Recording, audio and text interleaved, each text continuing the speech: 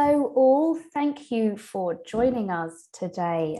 We're here in association with Hotel Solutions Partnership for a webinar on recruiting overseas talent, how to navigate immigration rules. My name's Eloise Hanson. I am the editor of Boutique Hotel News. So we are an online B2B platform for boutique, lifestyle and luxury hotels. To run you through some webinar guidelines, we're going to spend around 45 minutes in discussion today with our speakers, followed by 15 minutes at the end for any questions to come through from the audience. So those that are signed up today, if you do have any questions, please submit these using the Q&A function, and I will get round to asking those questions right at the end. And as a gentle reminder, this webinar is being recorded, and this recording will be made available to all those that have registered within 48 hours. I'm now going to invite each of our panelists today to introduce themselves, and I'm going to move from left to right as per the PowerPoint slides on your screens, which means, Vic, I'm kicking off with yourself. Over to you. Thank you very much, and welcome to everyone that's with us today in this wonderful discussion about recruitment. I am representing Hotel Solutions Partnership, and I am based out of Manila, although Hotel Solutions is headquartered in London. So that's who I am, and I look forward to our discussion. Thank you, Vic. And over to you, John, next, please. Thank you, Eloise. I'm John Errington, Managing Director of Errington Immigration Services. And we have an office in central London. And we provide legal advice and support. And we submit visa applications for our clients around the world. We do international immigration. It's not just those coming into the UK. But we're very experienced with corporates, and in particular hotel catering sectors, helping them to keep on the right side of immigration, bringing their staff in from overseas to employ them here in the UK. Brilliant. Thank you, John. And last but not least, Claire. Good afternoon, everybody. My name is Claire. I'm the co-founder and chief commercial officer of London Rock Partners. We are a UK-based hotel management company. We're a very young business. We pride ourselves on being able to deliver very quick turnaround projects, being very agile, and work with a vast array of owners and investors across the UK and Europe. Brilliant. Thank you, Claire. Thank you to all three of you. And there are individual LinkedIn profiles and websites have been popped into the chat should you wish to find out more about our panelists today. So if this is the first time that you're joining one of our webinars, before we kickstart the main discussion, I always like to run through some recent headlines, either within the wider media landscape or from Boutique Hotel News, just to offer some background context for what it is that we're going to be talking about today. And in the top left-hand story here on your screens, hospitality leaders called for a relaxation to visa rules in order to allow international entry-level staff enter the workforce. And at the time that this was published, which was July 2022, the Office for National Statistics revealed that the accommodation and food service sectors experienced the largest increase in vacancies between April and June this year. This meant that the total number of available jobs increased to 175,000. And the Office for National Statistics also revealed that in March, almost 100,000 EU nationals had left the accommodation and food service sectors within 2 years to June 2021.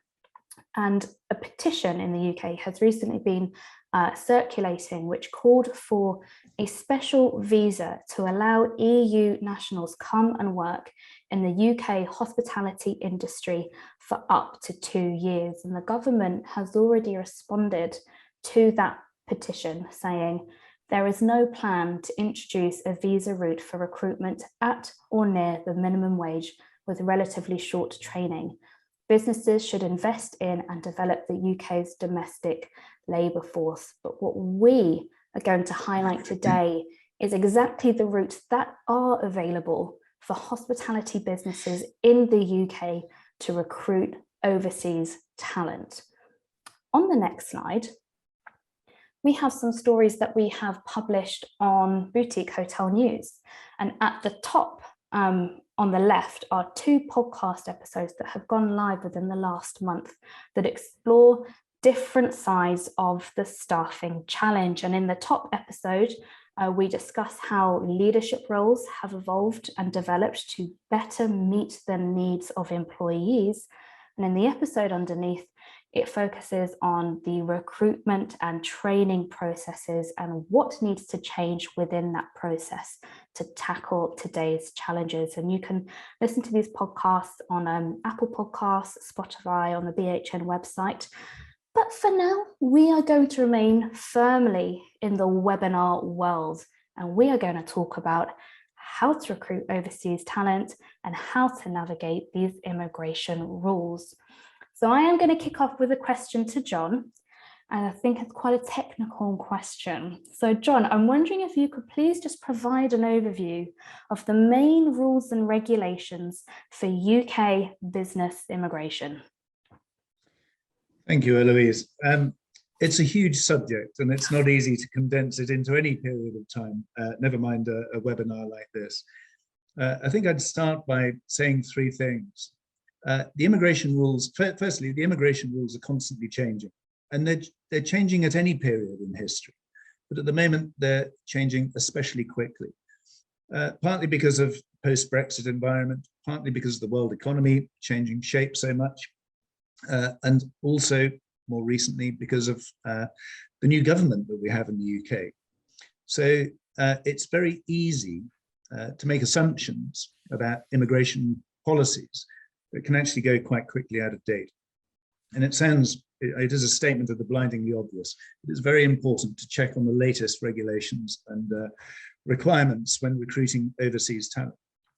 Second thing I'd say is it's the employer's responsibility to get it right.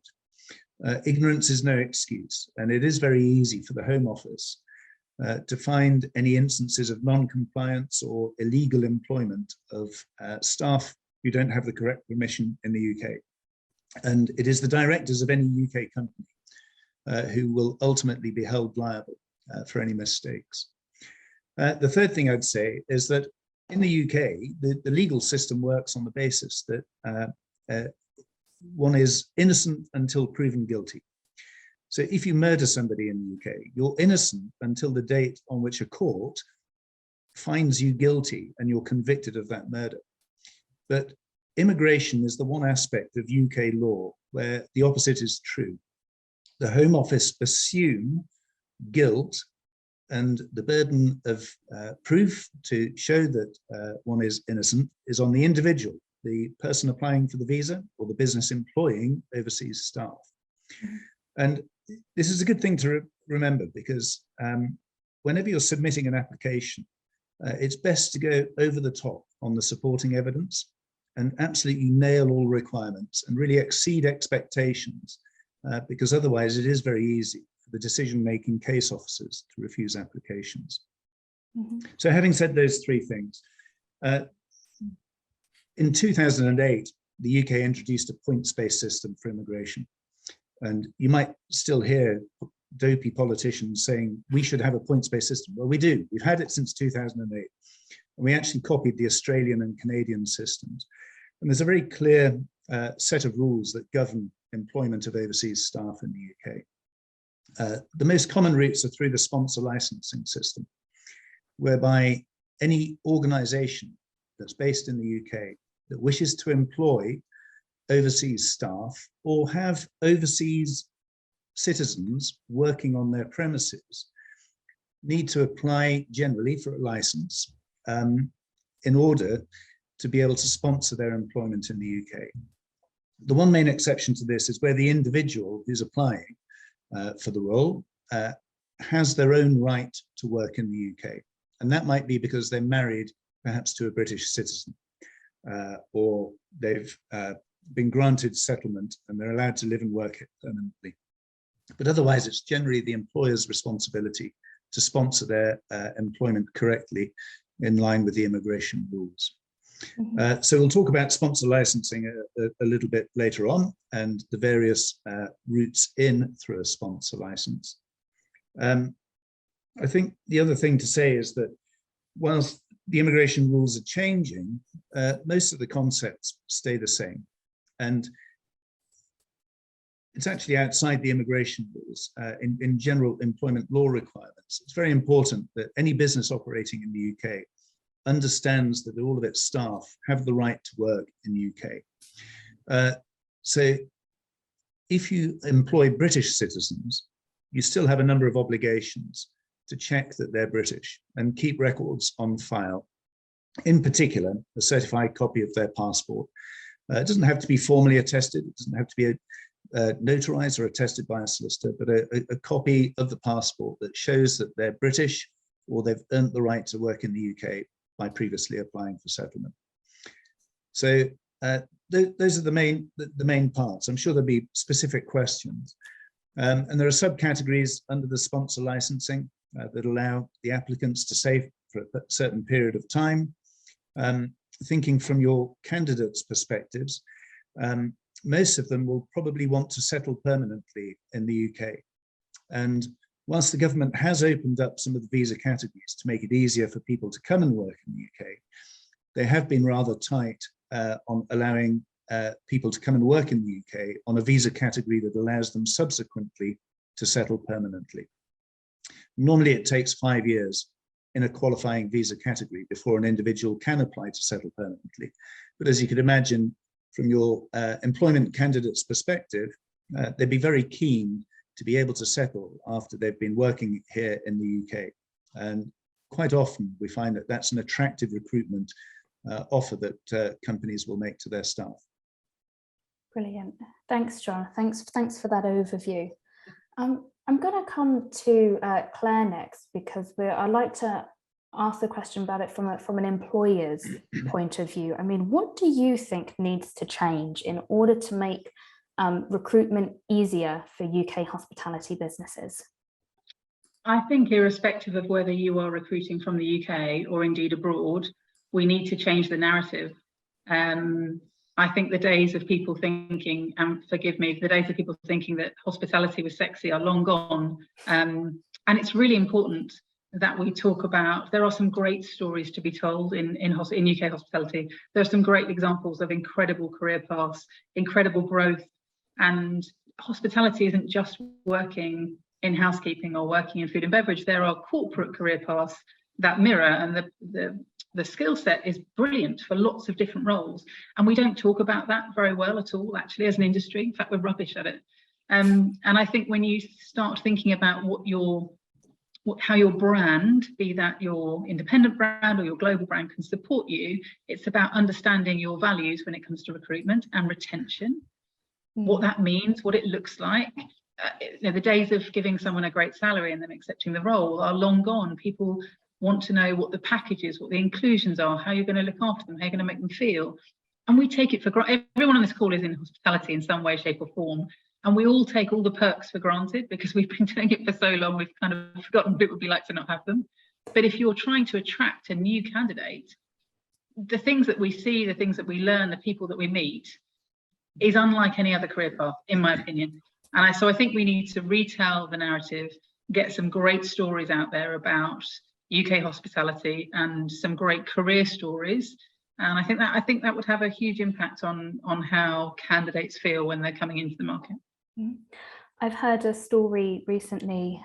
It's from a colleague of a colleague or a friend of a friend of a friend. And I know that in the States, there are some brands that are employing TikTok as a way to recruit new candidates. And the way that they're utilizing TikTok is to show what it means to actually be an employee at said brand, and almost doing a day in the life of what that would look like. And I'm certainly seeing some new, more innovative ways to attract a brand new demographic and bring them Yeah. into the industry. And I think even if you just think about the career path and natural progression in a hospitality environment, you can move up the ladder very quickly if you are good. And that we don't talk about that very well, because actually we've all known managers who are general managers within 3 or 5 years, and put that in any other sector, and that would be a much slower path. But in hospitality, once you get it and you get some momentum, the wins can be huge. Claire, why do you think now is such an important time to invest in your employer brand? I think the UK has a severe labour challenge. And I think that our competitors, and by that I mean retail predominantly, have really upped their game in recent years and months in terms of being very competitive in the market. And I take the point back to what I said earlier about it being, it's almost about value, not price. So it's almost not addressing the hourly rate, because at a certain kind of age bracket, I suppose that's hugely important, but it's about adding on the value. What else do we do? How else do we look after our team? What does staff rate mean? How do we use it?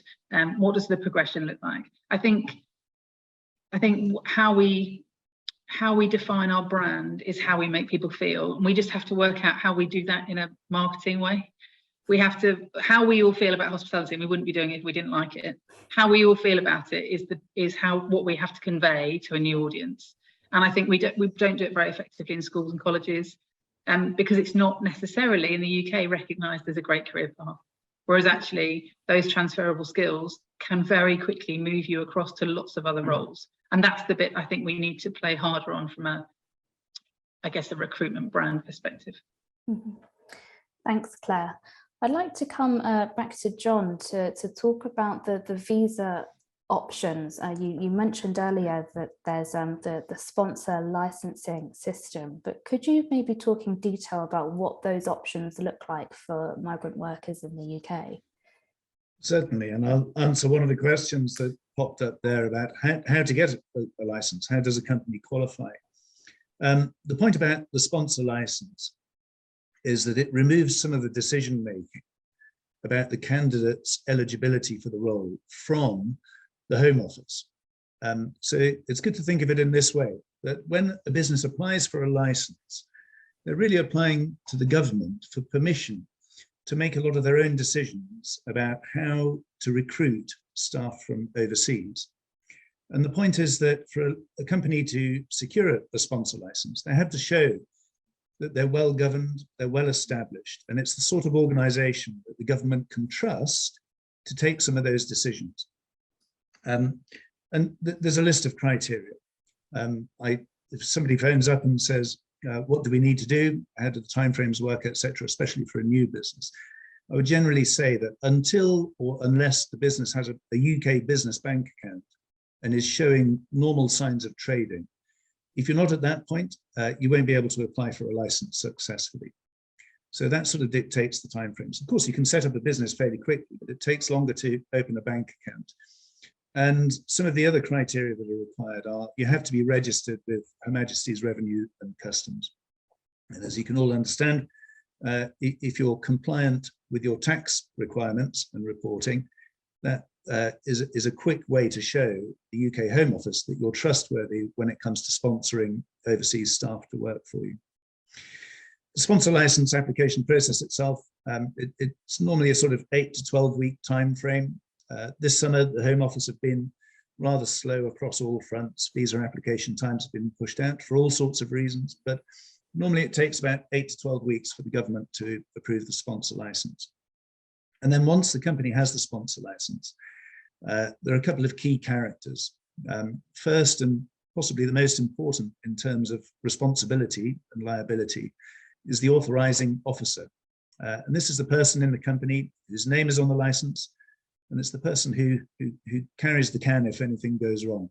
And not to be too apocalyptic about it, but it's the person that would go to jail if the Home Office finds that they're willfully employing people illegally. And the authorizing officer doesn't have to know everything about immigration, but they have to be senior enough to understand their responsibility and oversee the process by which overseas staff will be employed by the company. And a lot of companies will appoint immigration advisors like us to operate the license for them. It's not necessary. We do it because we know all the different options. We do it day in, day out, whereas for the average HR manager, it can be quite an intimidating prospect.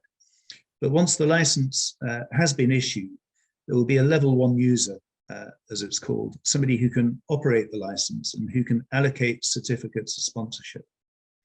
The certificate of sponsorship is particular to the individual that's applying for the role. And it's also particular to the role and the job description that's being offered. So there are certain requirements that go with the role, in particular, a minimum salary that must be paid. And the government lists a number of standard occupation codes, and these are really, they relate to the job description and the individual's experience, and they'll have a minimum salary requirement. And the point is that if you bring somebody in, if I swap sectors and use the IT sector as an example, not very long ago, you could get a highly qualified IT database analyst working in India who would be paid £2,000 or £3,000 as a maximum salary. And companies used to try to bring these sort of people in and pay them the going rate in India compared to the going rate for somebody who's similarly qualified in the UK. And the point about these standard occupation codes that attach to the certificate of sponsorship is that it sets a minimum salary level and doesn't disrupt the UK's resident labour market itself. And it's very important for ongoing compliance. Once you've got the visa through for the individual, you then must pay them the minimum salary and keep a record of the payroll that you are paying so that you can show that you're not abusing the resident local job market. Most employment under the sponsor licensing system results in skilled worker visas. It used to be called Tier 2 of the points-based system. They're now generically known as skilled worker visas. And these do allow the holder of a skilled worker visa to spend time in the UK that counts towards settling permanently. One thing that's important to note is that their permission to be in the UK is specific to the company that sponsors them for their visa application. They can change to another employer, but a new certificate of sponsorship and visa application process must be undertaken so that they can move. And this is a useful control point for the employer, of course. The actual skilled worker visa application, this is for once the certificate of sponsorship has been issued. It's reasonably straightforward. They're normally processed within about 3 weeks, and they allow the individual to come to the UK. When they visit their visa centre, wherever they're applying from, they'll get a visa vignette pasted into their passport, which allows them to travel to the UK. And then once they're here, they'll be able to collect biometric residence permit from a local post office, which denotes their longer-term immigration permission. And the biometric residence permit, the BRP, it's a card, same size as a credit card, looks very similar to the UK driving license. That has a chip with the individual's biometric data. And again, this is one of the records that the employer should keep to make sure that the BRP card is still valid, and they should keep a copy of it in the HR file so that just in case the Home Office ever ask or want to come and formally audit the company, they can show that the individual has the BRP card, it's valid, and it relates to the certificate of sponsorship that is covered by the sponsor license. Do you expect anything legally to change in the near future, given that the challenges that hospitality is facing is evidently ongoing? But I think you mentioned earlier, John, that we now have a new government, and we've seen just recently that there's been a whole load of tax cuts in the mini budget recently. Do you expect anything to change around the visas, the thresholds, the limitations down the line? I think change is coming, and Boris Johnson did introduce some new measures that were designed to make it slightly easier for people to come and work in the UK post-Brexit. And he reduced the general work qualification. Previously, most standard occupation codes and requirements were roughly at degree level. That has been dropped down to the equivalent of A levels. So people leaving school at 18 are now more generally likely to be eligible to come under the skilled worker visa system. And there's talk, the government I know are reviewing at the moment, whether they might also reduce the English language requirement. So the secure English language testing requirement at the moment is level B1 in reading, writing, listening and speaking. There's talk that that might drop down a little bit further to make it easier to qualify for English language ability. And that will open up more candidates who will be able to apply for roles in the UK on the basis that whatever level of language they have, they'll find it easier to secure sponsorship and get a skilled worker visa. So, and of course, politicians are politicians, and we hear that the Home Secretary has a slightly different view on immigration from the Prime Minister and the Chancellor in the UK. So we look forward to seeing how that all plays out. But the general expectation is that whilst there are so many job vacancies, the record economic indicators that you mentioned earlier, one way of fixing that is just by dropping the standards a little bit with immigration. And this is why the points-based system was introduced. If the economy desires more overseas staff and the politicians are willing to bring workers in from overseas who might not be quite as well qualified as the standards required a while ago, they can just dial down the requirements by dropping the standard of English required, for example, just to make it easier for employers to bring in overseas talent. Thanks, John. Let's bring Vic into the conversation here, because I'm curious to hear what the employer journey looks like. So effectively building up all the different routes and options that John has been highlighting. So can you give us an overview of what, as an employer, what that journey looks like when you are recruiting overseas workers? Sure. But before I do that, I just want to reiterate that Hotel Solutions Partnership operates globally, and we help hotel owners, hotel management companies in the development, in operations, in sales and marketing.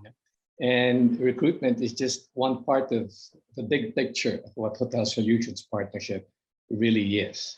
Now, to answer your question, we deal with close to about 200 countries worldwide, sending Filipino labor to their countries, from all levels, from a dishwasher, a cleaner, to general managers. So from rank and file to executive level, rank and file, supervisors, managers, and executives. We also export not only Filipinos, but we export expatriates that have made the Philippines their home base. No? There are many expatriates that have decided to retire in the Philippines because of our beautiful beaches, no? In Boracay, no? Cities like Dumaguete and Baguio, no? that really attract them. No? So many of these expatriates once worked here as general managers, executive chefs, no? Specialty chefs, no? A lot of Japanese chefs, a lot of Chinese chefs, Italian chefs. We have some Thai chefs, no? Chefs from all cuisines around the world. No? You will actually find them here in the Philippines. They don't necessarily have to be Filipino. But the truth is that percentage-wise, of course, we send out about 98% of people that we send out are Filipinos, and 2 to 3% of these are expatriates. No?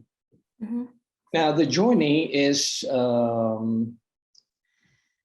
quite interesting, right? Because what Hotel Solutions Partnership does is that we partner with local Philippine companies, recruitment companies that are licensed recruitment agencies. No? They are required by the Philippine Overseas Employment Administration to have valid licenses so that they can send Filipinos outside the country. So we partner with a few of these, depending on the requirement for a job order. You know? Let's say, for instance, sometimes we go out of our comfort zone, which is hospitality. You know? And there are companies, especially in America, in the USA, that request for health workers, for instance, you know? Nurses. There was a time that in Britain, there were many Filipino hotel health workers working there, especially the nurses, no? even until now. No? So assuming that all the documentation is done with in accordance to Philippine law, then the journey can take any time from 30 to 60 days, all right? From the time that Hotel Solutions partnership starts qualifying applicants that you require. So we let's say, for instance, we receive a job order for 20 chefs of different specialties. No? So what happens is that we go to the employer and give the employer 40 candidates, double what they require. But this 40 are already qualified. In truth and in fact, they can hire all the 40, yeah? Because Hotel Solutions does the qualifying out of Manila. Yeah? And I am in charge of that to make sure that we send qualified hotel staff only. Now, so that's it. So it takes about 30 to 40. And John explained it so well. He talked about the immigration policies of Britain very well. So that is tucked in to the 30 to 60-day period. As a matter of fact, he mentioned about 3 weeks, if everything is in order. You've just touched on chefs there, and I know that filling kitchen roles and vacancies, it's been a notoriously difficult department for hotels to staff. And on that note, I'm actually going to ask the audience to just share the types of roles that they are recruiting for at the moment. Is it in the F&B space? Is it at the manager space? Is it front of house? Is it back of house? I think that would really paint a good picture as to what vacancies are actually available and where those opportunities might be. Claire, I'd like to come back to you on this point here to ask, why do you think that hoteliers look to recruit talent from abroad? As I said before, I think there is a significant shortfall in the UK labour market. I think that was compounded by Brexit, when we lost a huge number of our workforce who went home. I think it was compounded by COVID, when people realised that potentially there were other jobs out there, believe it or not, that were not in hospitality, that paid a very similar salary, but that you got paid for the hours you worked, as opposed to in hospitality, which is notorious for not doing that. And I think people, as a result of the pandemic, started to value different things. I think we all know how our work patterns have changed, how people's approach to working from home, flexible working, wellness. We all know that everyone speaks a slightly different post-pandemic language than they did before, particularly the generation that we're looking to embrace and recruit. So I think UK hoteliers had no option but to look further afield. I think the UK is a desirable location when it comes to looking at staff from UAE and further afield. You gain commitment because these licenses are either 3 or 5 years. So someone is committing to you for a much longer period of time than you would ordinarily gain at kind of early stages of recruitment. And I think, look, realistically, in the cases that London Rock Partners has worked with personally, and we're on our 6th recruit from overseas at the moment, we're finding that it's not just them, it's their families that move over, and it's a complete lifestyle change. It's a completely different way of life.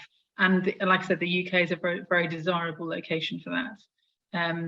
But it is driven by a severe lack of UK talent, because I don't think we've been good enough at talking about it, but also the fact that there is a lack of appetite, I think, in the UK workforce for working in hospitality, because we've not made it sound as good as it is. I think. Yeah, there's work to be done, but I'm confident that at least the types of conversations that we are having today, as an example, is just going to start people to think. You mentioned it earlier, Claire, further afield, to explore those options and routes that are available. I mentioned just a minute ago that I was going to ask the audience just to highlight some of the roles that they're recruiting for, and this is simply for the recording purpose, so that those that are watching this recording back can hear some of these roles. For example, chefs and cooks and housekeepers seem to be quite a popular option here. We've got a question from the audience to Vic, and it's tied in with just what we've been talking about. So I'm going to take this opportunity to ask the question to Vic. Many Filipinos came back to the Philippines after the pandemic. Are they now keen to find overseas posts, and which countries are most attractive to Filipinos? Oh, yes, most definitely. All of them are queuing in recruitment companies here in the Philippines, you know, those that have been displaced in this past 2 years. And I'm glad to see that slowly the world is really opening and rehiring Filipinos. You know? A great percentage of Filipinos are in the Middle East. You know? Saudi Arabia, the United Arab Emirates, Oman, Bahrain, Kuwait. You know? A great percentage of them are there. But the EU countries are already opening up. As a matter of fact, we have already started discussions with some countries, specifically, for instance, Germany, as an example, no? For Filipino hoteliers, no? at all levels, including managers. No? But there's so many openings in Canada, in the USA, of course, in Australia, no? And other countries in Europe, like Italy, Greece, Lebanon, for instance, even if they are in difficult straits, no, but they are still hiring in the Philippines. Yeah, okay. It certainly goes to show that the challenges that we have been discussing are not just specific to the UK, even though we've had a tough time of it, that this is actually a much broader challenge that the industry is facing pretty much, as you've highlighted, across the globe, the fact that all these other countries are looking to recruit specifically Filipinos. I want to move the question on, and I think John slightly alluded to this earlier, because I've seen in the last month or so that the UK Home Secretary, Priti Patel, is planning to tighten modern slavery laws by raising the threshold for claim approvals. And I'd like to hear John's take on what implications would a tightening of modern slavery laws have on the UK? It's an interesting subject, and the understanding of modern slavery, trafficking, and so on is much clearer. There's much more data, and there's much more awareness about it in the press and at government level. We very rarely come across it, I have to say, hardly ever. And the main reason for that is that business immigration and sponsoring visas for permission to work is somewhat self-regulating. So it's very difficult to get instances where a well-governed company that has a license is likely to take advantage of anybody trapped in modern slavery. And in that sense, I think the immigration rules work quite well. It's expensive, it's onerous, it's a burden that a lot of people would rather not have to suffer. But it does generally prevent modern slavery and people suffering from trafficking and so on, coming into the UK workforce. Having said that, there's always people who will do anything they can to fight the system, do things illegally. And the UK Home Office spends an awful lot of time and money rooting those sort of things out. And I rarely see it because we're in a privileged position. If I'm speaking to clients, it's because they're doing the right thing and they're conscious that they have to invest and have some budget for sponsoring overseas staff, which is going to add a cost pressure, administrative burden pressure, and so on. But because they're doing that, they're generally doing the right thing. So it rarely crops up for us. But that's why the right to work checks are so important. If a company is conducting right to work checks and keeping the correct records, then there should be no way that any victims of modern slavery will slip through the net. And I have to say, I think generally the immigration rules and policies help protect against that quite well. Okay, thank you, John. I'd like to come back to Vic on this point on the modern slavery subject and ask Vic, why do you think that independent hoteliers should start paying more attention to the modern slavery policies? Because as John very clearly already stated, governments are very serious about this, especially in this day and age, in the past 20 years, to be exact, including the Philippines, despite the fact that, sorry, that was my, so sorry, that's my Persian cat. You're in good some company. of the peat holes for doing this at home. But anyway, yeah, as I was saying, the Philippines has very strict regulations about this, and we have jailed employers, in cooperation with their governments, who were involved in this kind of practices. So we are covered, and our staff, our applicants, the people that we send overseas are very well briefed before they leave. They're given a briefing, a pre-departure orientation. They're giving all the details they need if they have to make that important call, in wherever place we send them. Plus the fact that since we send a lot of people to so many countries, we have embassies in almost all these countries, and each embassy has a labor attaché that takes care of matters like this. I'm just glad to say that the incidences have actually slowed down compared to about 10, 20 years past. I mean, and just on the off chance, it sounds like, what John and Vic have just said, that it's not often that these claims or crop up and claims are made. But what advice would you give to a hotelier to ensure that there is greater compliance with the Modern Slavery Act? Are you asking me that? Please, Vic, you can go ahead. To be honest with you, I think generally speaking, 99% of hoteliers do the right thing. If there is someone, perhaps that is just 1%. So therefore, I personally never dealt in the 40 years I've been in the recruitment business, never had a situation where I had to deal with my employer regarding the matter. So especially employers, they are aware of these rules. They are aware of the consequences. So I'm very sure that they know they shouldn't be doing it in the first place. That's the easy answer to that. Yeah, thanks, Vic.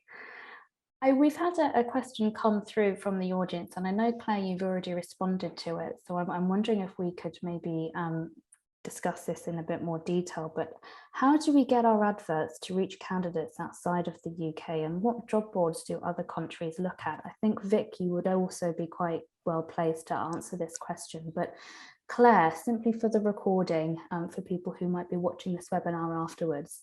Yeah. How do you look to recruit and advertise your roles? Well, I replied with a very quick answer, and I wasn't prepared to answer the question in full. So I'm going to very quickly hand to Vic a minute.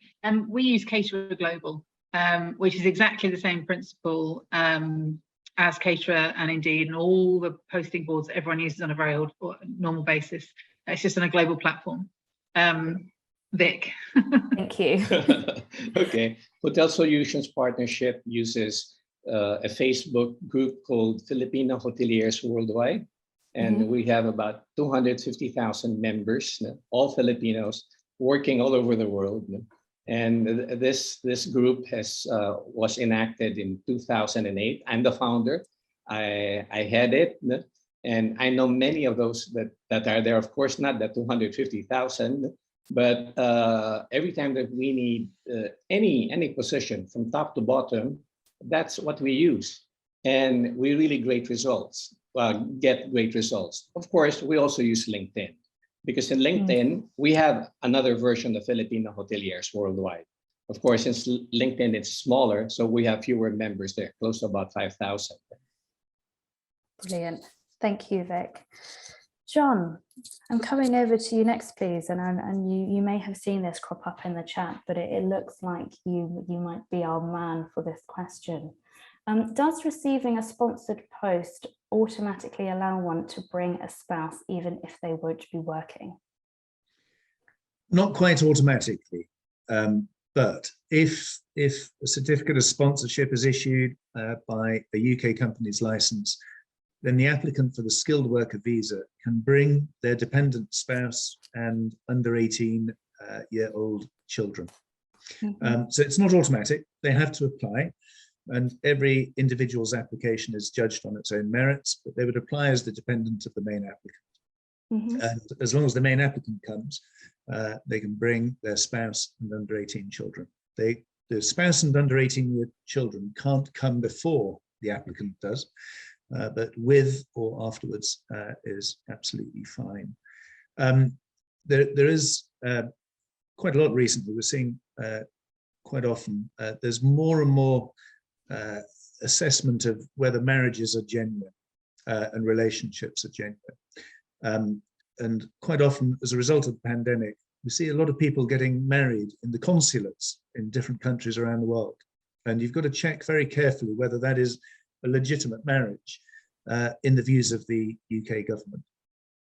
I can tell you, if you get married in the Brazilian consulate in London, the UK Home Office won't view that as a legitimate marriage. And apart from a legitimate marriage certificate, the other option is formal cohabitation with the spouse for a minimum of 2 years. It's quite difficult to prove. You have to have a lot of evidence. Generally, the level of evidence required is quite intense, to the point whereby if you didn't plan for it, you probably wouldn't have it. Because of course it's difficult to go back 2 years and generate evidence from scratch. But that does work as well for formal cohabitation. And another point on this, for countries and cultures where multiple marriages are allowed, it's fine for an applicant to come into the UK, but the UK doesn't allow polygamy and multiple marriages. So it sounds rather trite, but it's only one spouse at a time. There's please go on. Sorry, I was going to say, picking up on the same request from Gareth, the second question there about volunteering. Work is work in the eyes of the Home Office, and whether or not you're paying people to do the work, or whether they're coming as volunteers for work experience, or staying with a family, or gap year, anything like that, the UK organisation, the UK business has to understand that anybody that works for them or works on their premises must have the right to work in UK, whether or not they're being paid. So having a volunteer isn't necessarily a good thing unless the volunteer has the permission to work in the UK in the first place. And whilst I'm with you, John, I had a question that was emailed in. It hasn't been submitted live, but it was on the standard occupation codes, which I think you've referred to earlier on in this webinar. Can you just explain what that means, what these codes means for the UK hospitality, and what are the opportunities that these codes might present? Well, it's probably turn it around and say that the standard occupation codes are a frustration for a lot of people. So I'm sure any employers in the catering industry in the UK would prefer that the standard occupation codes are a little bit easier. The standard occupation code is a definition of the role that is being offered by the employer to the visa applicant.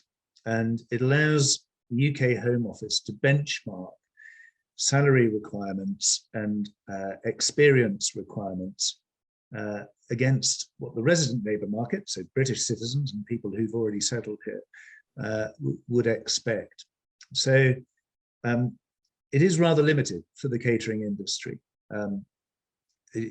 When you get to the level of housekeepers, people who have no requirement for qualification and so on, it's very difficult to find a standard occupation code to fit the applicant's job description into.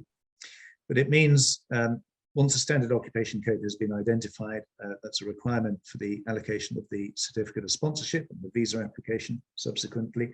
That dictates the salary, and it dictates the sort of background and experience and qualifications the individual should have to fill the role. And in the future, once the person is in the UK and working for the business, there's the compliance requirement that if the minimum salary requirement defined by the standard occupation code is whatever level it is, the company has to pay that minimum salary. And that's why it's so important to keep the correct records and make sure that payroll matches the salary requirements from the standard occupation code. Brilliant. Thanks, John. And I'm going to take this opportunity to say to our audience that if you have any further questions for any of our speakers today, their details have been popped into the chat, and I encourage all of you to connect, to ask away and carry on that conversation, because it's clearly an important one to have. But we are fast approaching our hour slot on this webinar. So I just want to say thank you to our speakers for their insights shared today. I do have a few closing slides to run you all through before we bid you farewell, and you can jump on with the rest of your day. But I want to begin by flagging the next webinar that I'm hosting.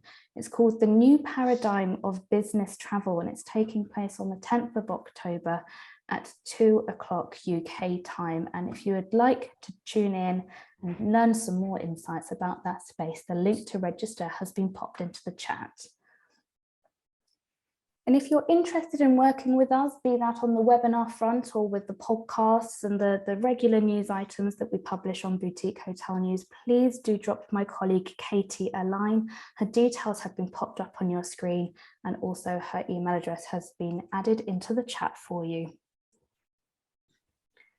So I just want to take this time to say thank you to Hotel Solutions Partnership for pulling together this webinar. Thank you to our speakers today, and also thank you to our audience for tuning in.